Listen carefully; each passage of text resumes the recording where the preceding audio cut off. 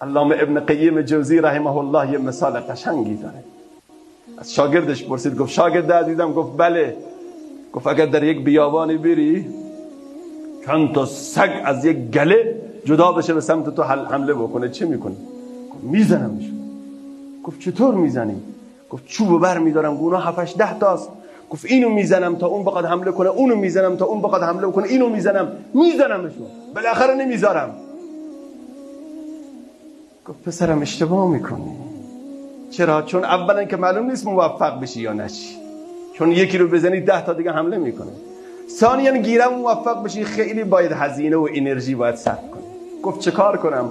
گفت بهترین راه اینه که چوپان رو صدا بکنی که ای چوپان، ای چوپان، من ضعیفم، من نادارم، من ناچارم، این سگهای خودتو از من دور کن. چوپانم میگه بیا پیش خودم. ابن قیم جوزی به شاگردش گفت عزیز من، امروز سگهای زیادی برای دریدن ایمان من و شما حمله میکنه. هر چقدر تلاش کنی که اینو افریت جن رو، شیاطین رو، انس رو، نفس رو، دنیا رو، هوا رو، هوس رو، همه رو یکی از بین ببری، یکی دیگه حمله میکنه.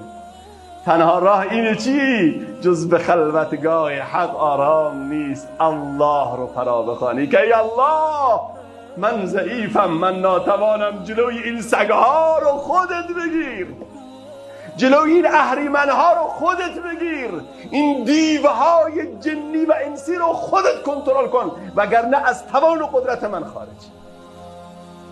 این تنها راهه. ففروا الی الله، ففروا الی الله. نمیگه بیایید به سمت الله، باید فرار کنید. گرچه رخنه نیست عالم را پدید، خیره یوسف وار میباید، باید فرار کرد عزیزان، باید دوید برای نجات از مشکلات. و الا ما تو این وادی گیر میکنیم دیگه، نمیتونیم، واقعا مشکلات ما رو از پای در میاد.